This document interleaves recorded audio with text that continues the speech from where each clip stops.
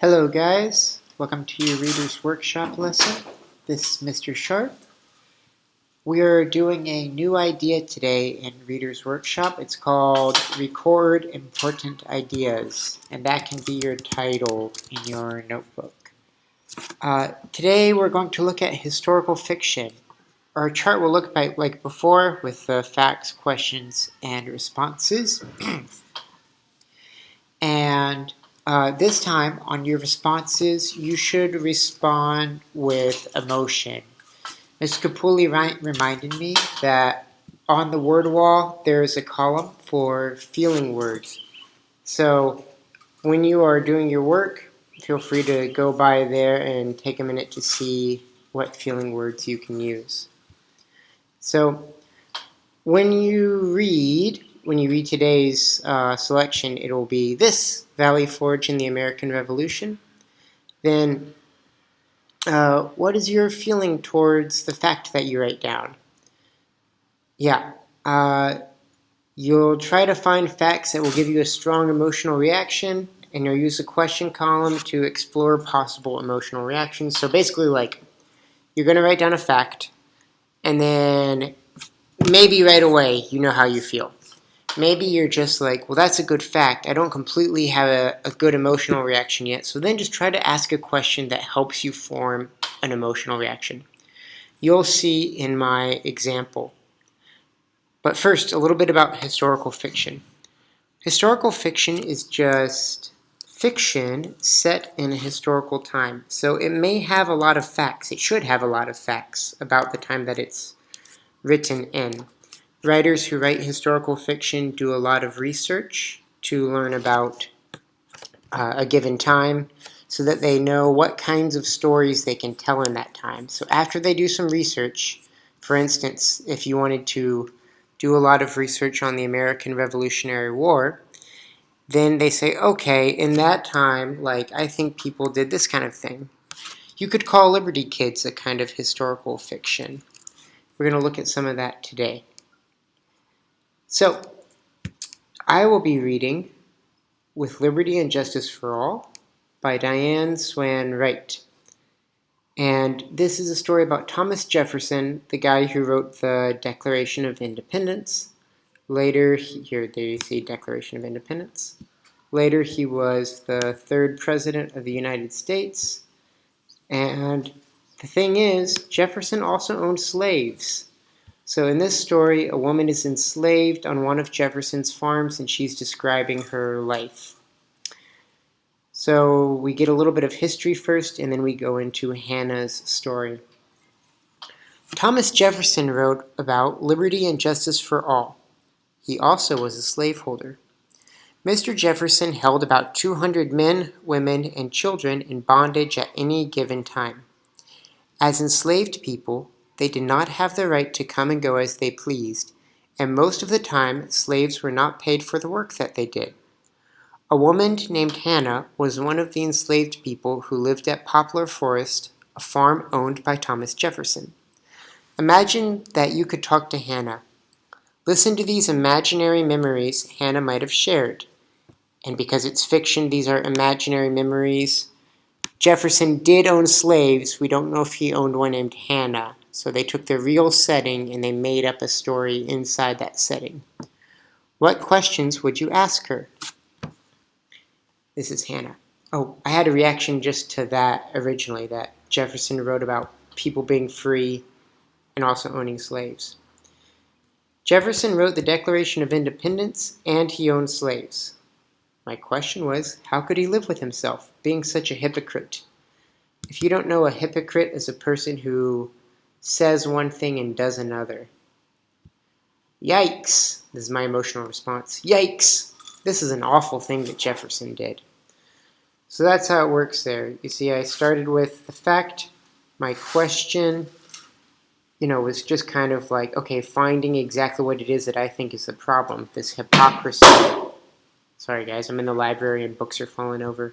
And then that let me form my emotional reaction. Let's keep going. Mr. Jefferson will arrive in 2 days. It will take him just about this long to get from Monticello, the plantation where he lives most of the time, to his large farm, Poplar Forest, which is my home.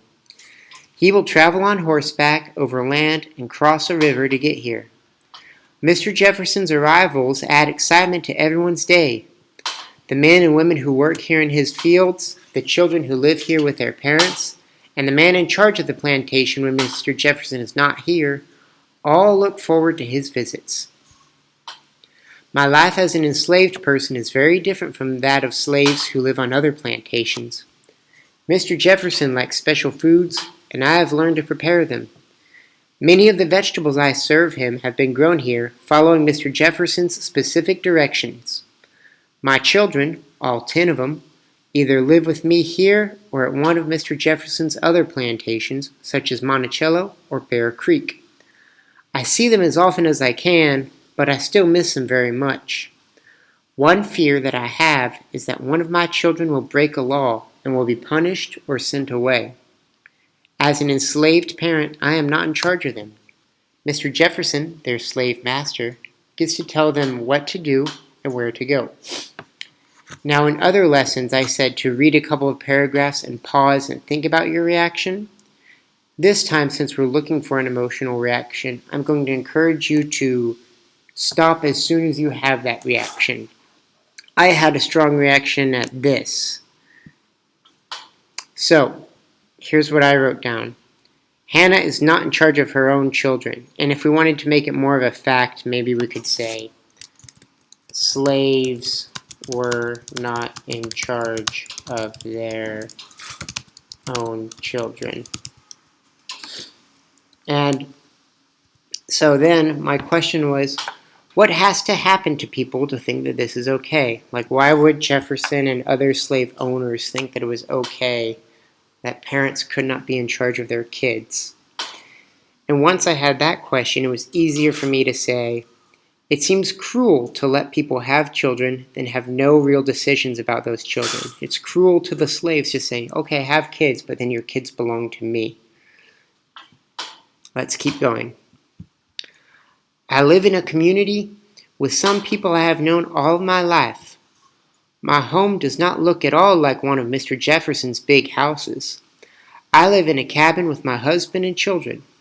There is not a lot of room inside to work or play. I often cook for my family over an open fire in the yard. I wash my family's clothes in a nearby stream. My children play outside whenever they can. Sometimes we even eat outside. Most of the time we sleep in the cabin, especially in the winter when it is very cold. I have been working since I was a young girl. My first job was to look after the younger children and keep them safe from harm. I also gathered wood for the fire and helped carry the water to be used in the slave cabins and in the main house. It was not hard work, but it kept me very busy. Most enslaved children do not go to school. Sometimes, but not very often, slaves learn to read and write. I learned to write and even wrote a letter to Mr. Jefferson one time when I heard that he was not feeling well.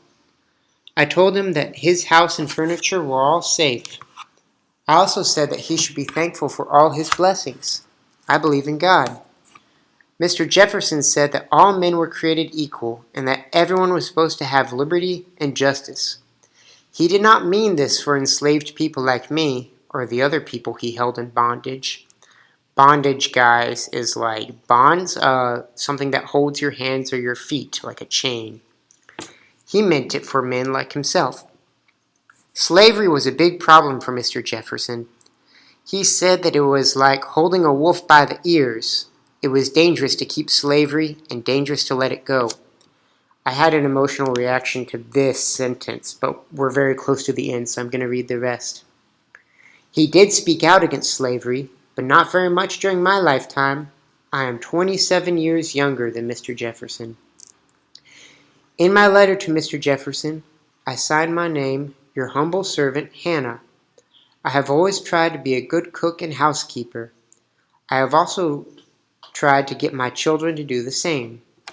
My hope is that one day my children and their children will have the liberty and justice that Mr. Jefferson wrote about in the Declaration of Independence. So with regards to what Mr. Jefferson said about slavery, my fact, Jefferson said it was dangerous to keep slavery and dangerous to let it go. And I felt pretty strongly about this. This bothered me a lot. I started with the question, is danger the only thing you think of when you make decisions? Because I think there's a lot more to making your decision than just, is it dangerous or is it scary? Thinking this way makes me pity Jefferson. He was too scared to do what he knew was right. Pity is when you feel bad for someone because they're pathetic. They don't have the power or the will to do something. In this case, I think it's because Jefferson was a coward. He was too scared to do the right thing and free his slaves. Alright, so on the other assignment on Seesaw, you guys will find Valley Forge and the American Revolution. In your notebooks, you're going to handwrite a chart like this, but I'm only asking you guys to find 2 notes for each column. So I wrote 3. If you can write more than 2, great, but I'm only asking you to find 2 today because it's a new thing. And focus on that emotional reaction. Thanks, guys. Let me know if you have questions.